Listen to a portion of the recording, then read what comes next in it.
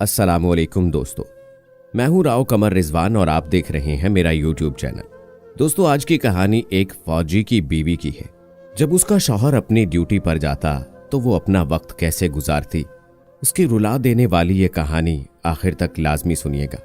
तो आइए शुरू करते हैं आज की ये दर्द भरी कहानी। बचपन से ही फौजी जवान मुझे अच्छे लगते थे। बावकार वर्दी में बावकार अंदाज से चलते हुए जी चाहता था कि अपने वतन के इन मुहाफिजों को सैल्यूट करूं। जूं जूं शऊर आता गया, ये पसंदीदगी बढ़ती गई। अब यही ख्वाहिश दिल में करवटें लेने लगी। ऐ काश मेरा जीवन साथी भी कोई वर्दी वाला हो जिसके साथ फख्र से चलूं और मेरी सहेलियां मुझे रश्क भरी निगाहों से देखें। सोचों की दुनिया से निकलकर मैं ख्वाबों की दुनिया में आ गई। अब मैं 18 बरस की थी, बीए पास कर लिया था। घर में मेरे लिए रिश्ते की तलाश और शादी की बातें होने लगी। मैं अम्मी से कहती, मुझे फौजी लोग पसंद हैं, उनकी जिंदगी में कितना सुकून और कितना डिसिप्लिन होता है। माँ समझ चुकी थी कि मैं ऐसा क्यों कहती हूँ।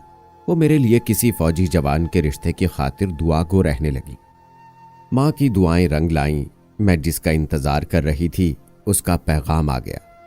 अम्मी जान को उनकी एक सहेली ने अपने फौजी ऑफिसर भतीजे का रिश्ता बताया। वालदा उनका घर देखने आंटी सदफ के हमरा गईं। वापस आईं तो बहुत खुश थीं। उन्हें उनकी मंशा का दामाद मिल गया था। फौरन हाँ कह दी और उन लोगों की दावत भी कर दी। फहद हमारे घर अपनी वालदा के हमरा आया था। मैंने एक नज़र उसे देखा और उसने मुझे। वो सजीला मेरी रूह में पहली ही नज़र में समा गया। ऐसे ही किसी फौजी ऑफिसर को मैं अपना शरीके जिंदगी देखने की आरजूमंद थी। वो दिन भी आ गया कि तसव्वुरात में जिसका इंतजार करती थी वो शहजादा हकीकत का रूप धार कर मुझे लेने आ पहुंचा और मैं बाइज्जत तरीके से बाबुल के घर से रुखसत होकर हमेशा के लिए उसकी हो गई। फहद का घर मेरे लिए जन्नत जैसा था। मैं खुशियों के हंडोले में झूलने लगी। हम दोनों एक दूसरे से यूं घुल मिल गए जैसे जन्म जन्म के साथी हूं। उन दिनों जिंदगी कितनी खूबसूरत लगती थी। फहद दफ्तर से आते तो मुझे देखकर उनके चेहरे पर मोहब्बत भरी मुस्कुराहट बिखर जाती। कहते, सुल्ताना, अगर तुम मुझे ना मिलती तो कोई और मिल जाती। किसी न किसी को तो आपकी शरीक हयात होना था, मगर तुम्हारी बात और है। तुम अगर ना मिलती तो मैं दरमियान में बोल पड़ती तो कुछ भी ना होता। हाँ, कुछ भी ना होता, मगर मैं अधूरा रह जाता। तुम्हें पाकर मेरी जिंदगी की खुशियां मुकम्मल हो गई। अल्लाह का शुक्र है कि तुम मिल गई हो। वो अल्लाह के हुजूर शुक्र अदा करते और मैं फख्र से मुस्कुरा देती। उन दिनों फहद की पोस्टिंग शुमाली इलाका जात में थी। अपने वतन में बिखरे खाले के जवाल के हुस्न की रोशनी दिलों में भर के जब हम वापस आते तो घर चाहतों का मुंतजर लगता था। मैं अपने शौहर की रफाकत में बहुत खुश थी। एक रात जब मैं बेखबर सो रही थी कि फहद ने मुझे जगाया और कहा, सुल्ताना उठो, फोन आया है, मैं अभी जा रहा हूं। वो तेज तेज बोल रहे थे जैसे बहुत जल्दी में हूं और उनके पास मुझसे बात करने का भी वक्त ना हो। मैं हड़बड़ाकर उठ बैठी। वो चंद लम्हों में तैयार हो गए। इस वक्त इतनी जल्दी में कहां जा रहे हैं? ड्यूटी पर? मैंने आंखें मलते हुए सवाल किया। ड्यूटी पर? वो बोले, हाँ भाई, ड्यूटी पर। किसी भी वक्त जाना हो सकता है, घबराना नहीं, बस दुआ करना, हम जल्द मिलेंगे। वो तेजी से बैरूनी दरवाजे से निकल गए। मैं घबराकर उनके पीछे लपकी थी, मगर उनकी आवाज आई, दरवाजा बंद कर लो। मैंने खिड़की का पर्दा हटाकर देखा, वो गाड़ी में बैठ चुके थे। फिर देखते ही देखते जीप नजरों से ओझल हो गई। कुछ भी समझ में नहीं आ रहा था। मैं काफी देर तक यूं ही साकत बैठी रही। रफ्ता रफ्ता फिर सब कुछ समझ में आने लगा। जंगे सितंबर का आगाज हो चुका था। पड़ोसी मुल्क ने हमला कर दिया था और वो दूसरे बहुत से जांबाजों के हमरा महाज पर चले गए थे। वक्त कांटों पर बसर होने लगा। दिन था कि गुजरता ही न था। हौलनाक तारीख और भयानक खामोशी से भरी रातें बड़ी मुश्किल से गुजरती थीं। हर वक्त वतन अजीज की सलामती और फहद के लिए फतह और नुसरत की दुआएं करती रहती थी। सब कुछ ठहरा ठहरा सा लगने लगा। नब्ज थम थम कर चलती और कभी तेज। दिल धड़कने लगता। वक्त भी इसी तरह कभी थम जाता तो कभी गर्दिश तेज महसूस होती थी। सारा दिन रेडियो पर खबरें सुनते बीत जाता था। थमा हुआ वक्त चलने लगा। जंग भी थम गई। मगर एक रोज जब फहद को देखने अस्पताल ले जाया गया तो वो बिस्तर पर लेटे थे और चेहरा जर्द था। सरापे पर सीने तक चादर पड़ी थी। उन्होंने बड़े हौसले से मुस्कुराकर देखा और कहा, सुल्ताना, हिम्मत मत हारना। शुक्र करो वतन अजीज सलामत है और मुझे भी तुम सलामत देख रही हो।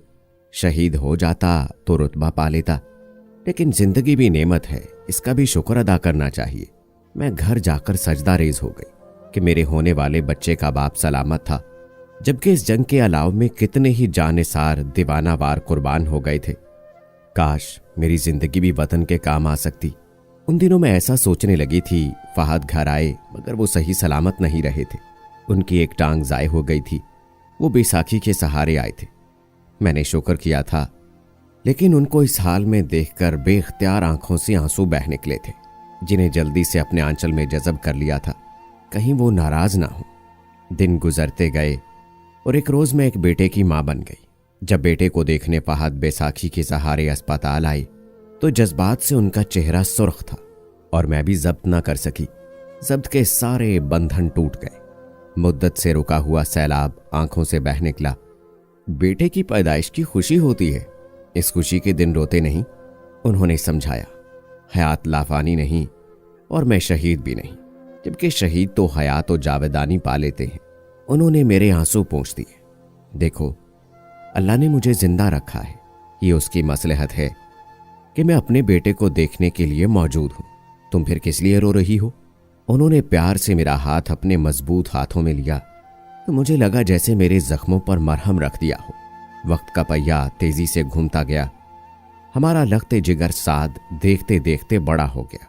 वो स्कूल जाने लगा। वही अब हमारी तमन्नाओं का वाहिद मरकज था और मैं जी जान से उसकी परवरिश कर रही थी। वक्त ने फिर एक नई करवट ली। काफी दिनों से मुल्क में कशीदगी फैली थी। हमारे ही हमवतनों ने मशरकी पाकिस्तान ने दुश्मन के बहकावे में आकर बगावत का अलम बुलंद कर दिया था। कशीदगी बढ़ते बढ़ते खौफनाक शक्ल इख्तियार कर गई। बदतरीन फसादात मशरकी पाकिस्तान में शुरू हो गए। भाई भाई के खून का प्यासा हो गया। आग और खून की होली खेली जाने लगी। मुहिब्बे वतन अपने वतन अजीज को बचाने की खातिर सर धड़ की बाजी लगा रहे थे और वतन अजीज से वफा की पादाश में वहां उनका घर बार लूटा जा रहा था। उनके गले बेदर्दी से काटे जा रहे थे। फहद की तड़प देखी न जाती थी। कहते थे बस नहीं चलता महाज पर चला जाऊं, लेकिन अमली तौर पर माजूर होने की वजह से जाने से मजबूर हूं। काश मेरा बेटा जवान होता तो मैं इसे वतन का जांबाज सिपाही बनाकर महाज पर भेज देता। उनके ऐसा कहने पर मेरा दिल लरजने लगा, मगर मैंने हौसले से कहा, जब बड़ा होगा तो यकीनन बाप की तरह बहादुर होगा और वतन से वफादारी में सबसे आगे होगा, इंशाअल्लाह। उन्होंने मजबूत लहजे में जवाब दिया था। वतन दो लख्त हो गया और फसाद का सैलाब बहुत सी तबाही फैला गया। फहद उन दिनों बहुत अफसुर्दा थे। उनको वतन के टुकड़ों में बढ़ जाने का दुख था। वक्त की अपनी चाल है, वो अपने अंदाज से चलता है और तारीख साज फैसले करता जाता है। इस अलमिये से रफ्ता रफ्ता हर किसी ने समझौता कर लिया और बाकी मानदा मुल्कों में फैली शोरशों की तरफ जांबाजों की तवज्जो मबजूल हो गई। साद अब एफएससी कर चुका था और हम इसी सोचो विचार में थे कि उसके कैरियर का क्या फैसला करें। उसका मुस्तकबिल बनाने का जतन करना था, उसके लिए मेहनत करनी थी। फहद का तो वाज़ेह फैसला था कि साद को फौजी अफसर बनना है। वो इसी इंतजार में थे कि इंटरव्यू के लिए कॉल आ जाए तो बेटे को भेज दें, लेकिन मेरा दिल डर रहा था। कॉल आने से चंद दिन पहले फहद को बुखार आया। उन्हें अस्पताल में दाखिल कराया गया, मगर मामूली बुखार जानलेवा साबित हुआ। शायद वो अपने हिस्से की जिंदगी गुजार चुके थे और उनके दिन पूरे हो चुके थे। वो जर्री और बहादुर वतन का सिपाही जो हौलनाक जंग की हौलनाकी से बच गया था, अस्पताल के बिस्तर पर मौत उसके साथ हाथ मिलाने आ गई और वो अपने खालिक हकीकी के पास चला गया। उनकी वफात का यकीन न आता था, लेकिन मौत की हकीकत को कौन झुटला सकता है, ये खुद अपने आप को मनवा लेती है। उन्होंने हमेशा रोने से मना किया था। आज भी जबकि उनका जस्द खाकी उठाया जा रहा था, मैं जब्त किए बैठी थी, जबकि सारा वजूद बैन कर रहा था। दिल रो रो कर निढाल था और साथ भी सबर का पुतला मुझे आंसू पूंछ लेने की तलकीन कर रहा था। कहता था, माँ आप बहादुर हैं, मुझे बहादुर बनाना चाहती हैं तो रोए नहीं। फहद चले गए। मैं रोती थी, मगर तन्हाई में सबसे छुपकर भला मैं अपने प्यारे जीवन साथी को कैसे भूल सकती थी। उनकी हर बात मुझे याद थी। उनके लबों से निकला हुआ एक एक जुमला अज़ पर था। फिर वो लम्हा आया जब मुझे अपनी जिंदगी का सबसे बड़ा फैसला करना था। साद की इंटरव्यू की कॉल आ गई थी। वो आर्मी ज्वाइन करना चाहता था और मुझसे इजाजत मांग रहा था। अपने अब्बू का ख्वाब पूरा करना चाहता था, जो उसे एक फौजी ऑफिसर बना हुआ देखना चाहते थे। पहले सोचा कि मना कर दूं कि तुम मेरे इकलौते बेटे हो, मेरा सब कुछ तुम ही हो। लेकिन फिर सोचा कि बेटे तो अल्लाह का माल होते हैं, औलाद वही देता है और वही उसकी हिफाजत करता है। अल्लाह मेरे बच्चे की हिफाजत करने वाला है। मुझे फहद की ख्वाहिश का एहतराम करना चाहिए और मैंने साद को आर्मी ज्वाइन करने की इजाज़त दे दी। वो खुश खुश चला गया और इंटरव्यू में कामयाब होकर आर्मी एकेडमी में चला गया, जहां से 4 साल की ट्रेनिंग के बाद कामयाब हो गया। पासिंग आउट परेड पर जब वो दूसरे जवानों के साथ सीना तान कर परेड करता हुआ मेरे सामने से गुजरा तो मेरा दिल फख्र के जज्बात से लबरेज हो गया। कितनी खुश थी मैं उस दिन, बता नहीं सकती। बेटे की कामयाबी पर खुशी से मेरी आंखों से आंसू रवां थे। आज इस वाक़े को मुद्दत गुजर चुकी है और साद अपने फ़राइज़े मनसबी अदा करने के बाद मुलाजमत की मुद्दत पूरी कर चुका है। वो अब रिटायर हो चुका है और सुकून की ज़िंदगी बसर कर रहा है। ताहम उसने अपना फ़ैसला मुझे सुना दिया है कि वो अपने बेटे को फ़ौजी अफसर बनाएगा। साद कहता है, माँ वतन है तो हम हैं। अगर हम अपने वतन की हिफाजत नहीं करेंगे, हम अर्ज़ पाक से वफादारी नहीं करेंगे, तो और कौन करेगा। इसलिए माओं को दिल बड़ा करना चाहिए, क्योंकि हमारा ईमान है कि ज़िंदगी और मौत अल्लाह के हाथ में है। जो ज़िंदगी का मालिक है वो ही इज़्ज़त के साथ ज़िंदगी देता है और इसकी हिफाजत भी उसी का काम है। मेरी तमाम ज़िंदगी साद के लिए दुआएं करते गुजरी है। अल्लाह मेरे बेटे जैसे बाहौसला और लायक बेटे हर माँ को दे। अल्लाह सभी माओं के बेटे सलामत और ममता को ठंडा रखे। आमीन सुम्मा आमीन। दोस्तों, ये थी एक फ़ौजी की बीवी की कहानी। उम्मीद है आपको पसंद आई होगी। हमें फ़ख्र है ऐसी माओं, बहनों और बेटियों पर। अल्लाह हमारे वतन को अपनी हिफाजत में रखे। आमीन।